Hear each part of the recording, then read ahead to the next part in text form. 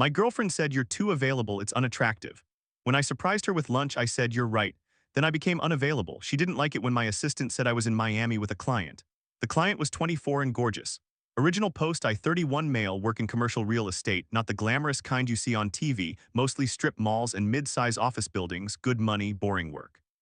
Then with Jessica, 29 for 2 years, living together for 8 months. Last month, I surprised her at her marketing firm with her favorite Thai food, thought it'd be romantic. She works crazy hours, always complaining about being hungry. I had a meeting cancel, so I grabbed pad thai and spring rolls from that place she loves. The look on her face when I walked into her office wasn't happiness, it was annoyance. What are you doing here? She asked, glancing at her co-workers. Brought you lunch, babe. No, you've been stressed with the Peterson campaign, she sighed, actually sighed. Derek, we talked about this. I need boundaries at work. We'd never talked about that. But okay, message received. We ate an awkward silence in the break room. Her co-worker Megan kept smirking. That night she hit me with it. You're too available, it's unattractive. I was folding laundry, just stopped mid-fold. What? You're always there, always texting, always checking in, it's suffocating. Women want men who are busy, who have their own lives. Mystery is attractive, Derek. You answering my calls on the first ring, not so much. So you want me to ignore you, not ignore, just be less eager, have your own thing going on, make me work for your attention sometimes. The irony. I run 3 properties, I have plenty going on, but I made time for her because I thought that's what partners did. You're right, I said, continuing to fold. I'll work on that. She smiled, came over and kissed me. I knew you'd understand, it'll be better, you'll see. Cool, game on. Update 1, 2 weeks later, started simple, didn't respond to texts immediately. Let calls go to voicemail. When she asked about dinner plans, I'd already have something scheduled, grabbing drinks with Tom from the Riverside project. Client dinner might run late, Jim, then reviewing contracts. At first she seemed pleased, see, this is good, you're focusing on yourself. But then Miami happened. My assistant Rachel, 26F, is brilliant, Harvard MBA, could probably run my company better than me. She fields all my calls when I'm in meetings. Last Wednesday, Jessica called my office, Derek Wallace's office. This is Rachel. Hi Rachel, it's Jessica, is Derek available? Oh hi Jessica, Mr. Wallace is in Miami with a client, can I take a message?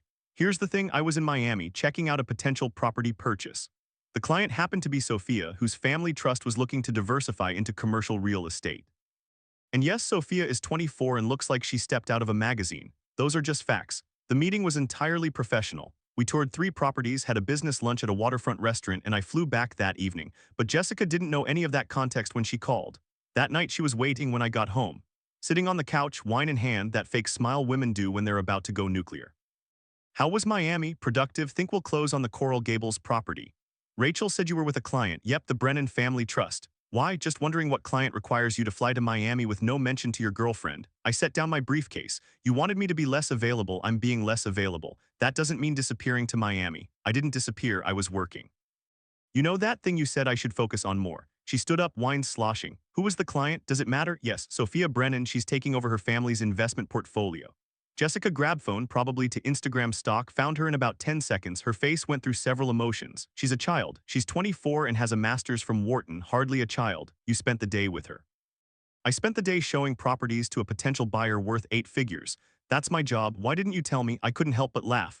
Jessica, you literally told me I was too available, that I should be mysterious, have my own life. Now you're upset that I didn't give you my daily itinerary. That's different. How? She couldn't answer. Just stood there, jaw clenched, until she stormed off to bed. Update 2, 1 month later, the rules kept changing. Be less available, but not with attractive clients. Don't text constantly, but respond within an hour. Have your own life, but clear it with her first. Be mysterious, but fully transparent. I just kept doing what she originally asked. Focused on work, hit the gym religiously, grab drinks with friends without asking permission. The Miami trip was so successful that Sophia recommended me to 2 other trust fund kids looking to invest. My business was booming. Meanwhile, Jessica was losing her mind. She started showing up at my office randomly, just wanted to surprise you with lunch. Oh, how the tables had turned. She began triple texting when I didn't respond fast enough, going through my phone when she thought I was sleeping. Creating drama about every female name in my email. The funniest part, her Instagram stories, went from independent woman who don't need no man vibes to my boyfriend is everything real quick.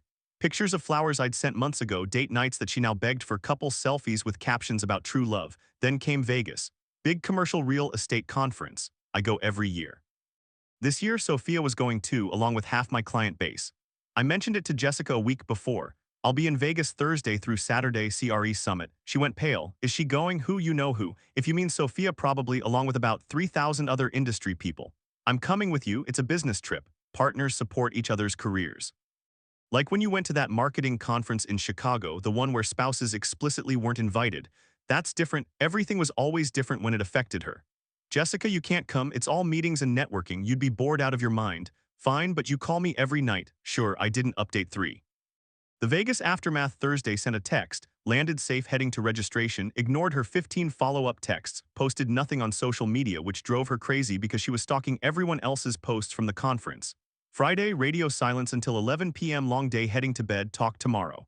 Her response was a novel about trust and communication. I was already asleep. Saturday, the nuclear meltdown. Sophia posted a group photo from a rooftop mixer. About 30 people, me included, holding drinks with the Vegas skyline behind us, professional networking at its finest. Jessica called 23 times. I was in a panel discussion about market trends, phone on silent. When I finally checked my phone, the texts were unhinged. Who else is there? Why is she wearing that dress? You're doing this to hurt me. We need to talk now. I'm driving to Vegas. That last one got my attention. I stepped out and called her. Do not drive to Vegas. You're with her. I saw the photo. I'm with 30 people at a professional event. Are you seriously this insecure? Insecure. He disappeared with some bimbo. Stop. Sophia has brought me 3 deals worth over $2 million in commission. You will not disrespect my clients. Oh, so she's more important than me? Right now, she's more professional. I hung up, turned my phone off, enjoyed the rest of the conference. Update 4: The Sunday showdown. Flew back Sunday morning. The apartment was a disaster. She'd apparently spent the weekend drinking wine and working herself into a rage.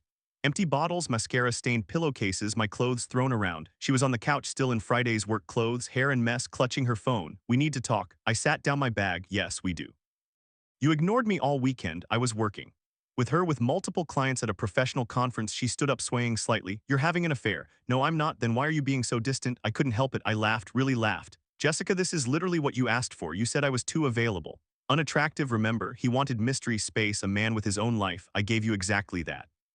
Not like this, then how? Explain to me how I'm supposed to be less available, but also completely available to you. It's about balance. No, it's about control. You wanted me to chase you to make you feel desired by pulling back. But you can't handle it when I actually have other priorities. She's not a priority. My business is a priority. My clients are priorities. You're someone who plays games and gets upset when you lose. She started crying, the ugly kind. You've changed.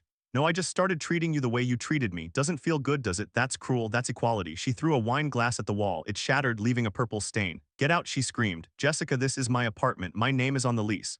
You moved in with me, remember? The look on her face was priceless, like she'd forgotten that detail. Then I'll leave. Okay, she blinked. Okay, that's it. What do you want me to say? You're drunk, violent, and apparently deeply insecure. You created a problem that didn't exist, and now you're mad that your solution backfired. So yeah, okay, leave. Update 5: The extinction. She didn't leave, not that night. Instead, she locked herself in the bedroom, my bedroom, and spent the next 3 days having what can only be described as a toddler tantrum in adult form. Monday, called in sick to work, ordered delivery food on my credit card. I canceled it after the 3rd order. Posted cryptic quotes on Instagram about knowing your worth and surviving narcissistic abuse. Tuesday, her mother called me. Teresa is exactly where Jessica gets it from. Derek, what did you do to my daughter? I followed her relationship advice. She's devastated. You went to Vegas with some tramp. I went to a professional conference with 3,000 industry colleagues. Jessica says you're having an affair. Jessica says a lot of things doesn't make them true. You need to fix this. Teresa, your daughter told me I was too available and unattractive. I gave her space. Now she's mad about it. I can't fix her insecurity. If you loved her, I did love her. Past tense before she started playing games. Click. Wednesday, the grand exit. I came home from work to find her things mostly packed. She recruited her friends Megan and Alyssa to help. They were giving me death glares while hauling boxes. Jessica was in full victim mode. Red eyes, messy bun, oversized sweatshirt. The feel sorry for me starter pack. I'll get the rest this weekend.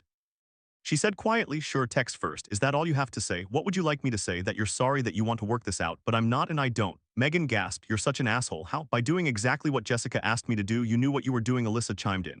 Yes, I was respecting my girlfriend's explicitly stated wishes. Terrible, I know. Jessica started crying again. You did this to hurt me. No, you did this to manipulate me. It just didn't work out how you planned. I just wanted to feel wanted. You were. Every text, every surprise lunch, every time I answered on the first ring, that was me wanting you. But it wasn't enough. You needed games. It wasn't games. Then what was it? Silence. They left with what they could carry. Jessica turned at the door. You'll regret this. Doubt it. Update 6: The aftermath. It's been 3 weeks since she moved out. The smear campaign has been entertaining. According to Facebook, via friends who still follow her, I'm a narcissist, emotionally abusive, definitely cheating with Sophia, probably gay, that one's new. Bad in bed, creative fiction, controlling. Meanwhile, in reality, Sophia's trust closed on 2 properties. The commission paid off my car. Rachel got promoted to operations manager. She never liked Jessica anyway. My apartment is peaceful. No more passive-aggressive posted notes or arguments about nothing. I sleep better, eat better. My gym gains are insane without the constant drama. Then yesterday happened. I was at Whole Foods buying actual vegetables for once when I heard my name. Derek, Jessica with some guy, tall beard looked uncomfortable. Hey, I said, because what else do you say? This is Brad, cool. Nice to meet you, Brad. Brad nodded, clearly wanting to be anywhere else. Jessica was staring at me. I looked good. New suit, fresh haircut, probably glowing from the lack of stress. You look, she started. I'm doing great, thanks. You, yeah, great, really great. Brad was checking his phone. The relationship enthusiasm was palpable. I should go, I said, client dinner. With Sophia, the venom in her voice. Actually, yes, she's introducing me to her cousin who's liquidating some properties. Jessica's face went through the whole emotional spectrum. So you are together? No, Jessica, I'm successful. There's a difference. Brad finally spoke up. Babe, we should go, babe, poor Brad. As they walked away, I heard him ask, who's Sophia? Nobody. Jessica said quickly. I actually felt bad for him. Almost warned him about the year 2 available conversation that was coming. But hey, not my circus anymore. Final update. Got a text from Jessica last night. 2 months after she moved out, I miss us. Deleted it. Then another, I was wrong. Can we talk? Deleted. I know you're reading these. Actually wasn't. Rachel told me about them. She screenshot them from my tablet I'd left at the office. Brad and I broke up. There it is. Rachel did some Instagram detective work. Apparently, Brad was emotionally unavailable and didn't prioritize the relationship. The man lasted 6 weeks. Respect, Brad. Here's what Jessica never understood. There's a difference between being too available and being present. I answered her calls because I wanted to talk to her. I brought her lunch because I was thinking about her. I texted back quickly because she was a priority. That wasn't unattractive. That was love. But she'd read some article or heard some podcast about maintaining mystery and keeping him interested and decided our relationship needed fixing. She created a problem so she could feel desired by watching me solve it, except I solved it exactly as requested. I became less available. I focused on my career. I stopped prioritizing her. Turns out she didn't want an unavailable boyfriend. She wanted the drama of making an available boyfriend compete for her attention. When I stopped competing and just lived my life, she lost her mind. The business is thriving. Sophia's network has opened doors I didn't know existed. Rachel and I are considering starting our own firm professionally before anyone asks. She's engaged to a pediatrician. Started dating Catherine 32F 3 weeks ago. She's a corporate lawyer, brutally honest, and thinks game playing is for children. When I call, she answers. When she's busy, she says so. No tests, no manipulation, just clear communication. It's boring, it's wonderful. Jessica still texts occasionally. Long paragraphs about growth and mistakes and second chances. Rachel auto-archives them to a folder called Dodge Bullets. The last one said, you proved your point, you won, are you happy? Yeah, actually, I am, because here's the thing about telling someone they're too available. You better be prepared for them to become unavailable. And you better be damn sure you can handle what you asked for. Jessica couldn't. She played a stupid game and won the stupid prize of being single, bitter, and blocked. As for me, I'm exactly as available as I want to be. To the right people who appreciate it instead of weaponizing it. Funny how that works out. Peace out, Reddit. Going to dinner with Catherine, she picked the restaurant. No games, no tests, just Thai food and good conversation. And if I surprise her with lunch sometime, she'll probably just say thank you. Imagine that.